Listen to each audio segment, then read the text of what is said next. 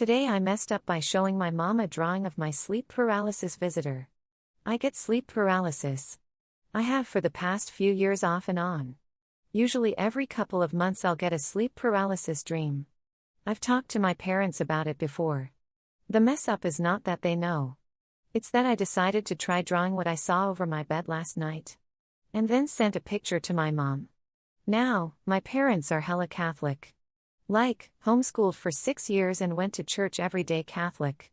Like, when things go bad in life my dad wholeheartedly believes it's the devil actively attacking us so we lose our faith.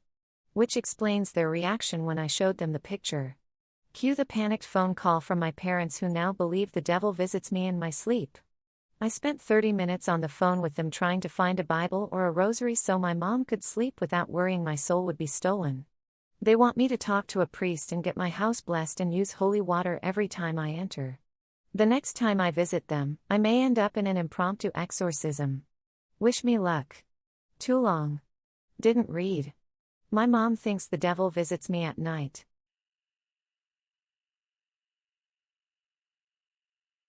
Today I messed up, forgetting that to Americans the F word rarely means sexual intercourse in general usage. Update see below. Background: I'm an American living in Germany. Obligatory. This didn't happen today, but a few weeks ago. I finally made a close friend here, a neighbor, and she is my conversation partner.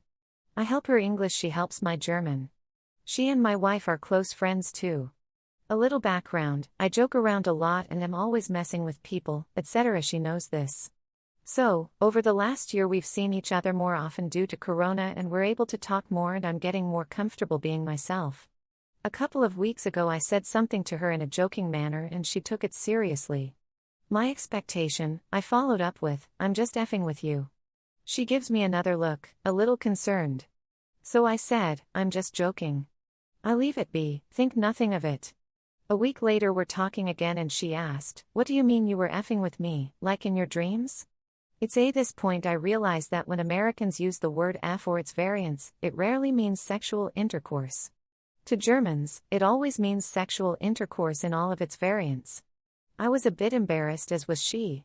But once I explained it, a light bulb went on over her head and Netflix started making more sense to her. So she's been practicing the proper use of the F word since, with me as her coach. What else am I going to do? The other day she wrote to me, "I like effing you." As much as that would be nice, I had to correct her to "I effing like you." I told her she's not ready to use the word in the wild, yet. Too long. Didn't read. I forgot that when Americans use the F word or its variants, it rarely means sexual intercourse. Embarrassment ensues and good cultural exchange. Update: not all Germans have the same level of understanding of idiomatic English. My neighbor is trying to improve her English and in the past year it has progressed far further than my German has. That said, she grew up in the 70s and 80s and learned English in gymnasium and didn't really use it except in passing for 20 years. My wife fully understands how she could have had this misunderstanding, as she, herself, had a hard time when she first moved to the USA in the 1990s understanding how the F word was being used to modify everything. My neighbor is not stupid, so I don't appreciate that. The reason she wrote what she wrote in the text is because we were joking around and she was trying to use a variant of F word in a sentence. Also, to all of the Germans out there taking offense, stop.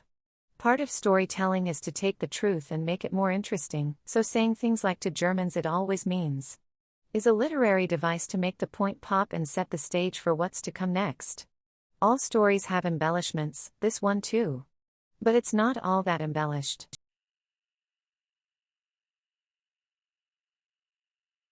Today I messed up by saving a topless woman from drowning. So this happened yesterday. My family, wife, kids and in-laws, and I had just returned from a pontoon cruise for the evening.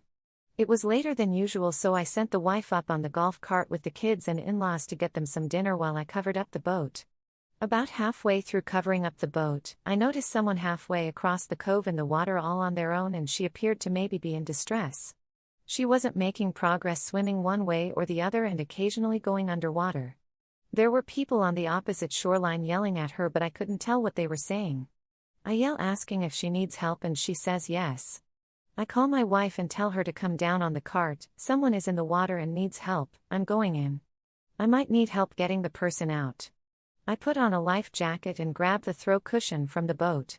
I swim out to the person and pass off the throw cushion. She appears out of breath. First thing she says to me is I'm topless. I respond with I'm okay, but are you okay? I also immediately think to myself, 1. My friends are never going to believe this too. What is my wife going to think with a topless woman swimming to shore with me? She then says she's running from her boyfriend who is messed up. She also asks if it's shallow enough to touch yet. It wasn't going to be. I help her to the dock where my wife meets us. She tells my wife I'm sorry but I don't have a shirt on. Again my wife just asks if she's okay and she tells us the boyfriend's story again. Sure enough, as she gets out of the water she is topless. But she is carrying a white t-shirt that she quickly throws on. She then immediately begins running to shore. At the same time we notice a pontoon cruising towards our dock yelling at us. At first I think this must be her boyfriend chasing her and we are in the middle of some domestic dispute. They quickly get closer and I realize it's 2 sheriff deputies who flagged a pontoon down to carry them across the lake. As they are jumping onto the dock we notice the girl had just jumped into our golf cart and was riding away on it. Apparently she was allegedly involved in a string of burglaries and the boyfriend she was running away from was the cops. I had unknowingly aided her swim across the lake to escape and she used our golf cart as getaway. The cops chased her for a while through the night tracking her down once more but she escaped again. We looked all day for the golf cart today with no luck. I notified insurance of the theft around lunch. About an hour ago someone notified us through social media that it was parked behind a house in a neighborhood over. So we recovered the cart and it seems okay. They put more warrants out for the suspect and are still looking for her. Too long.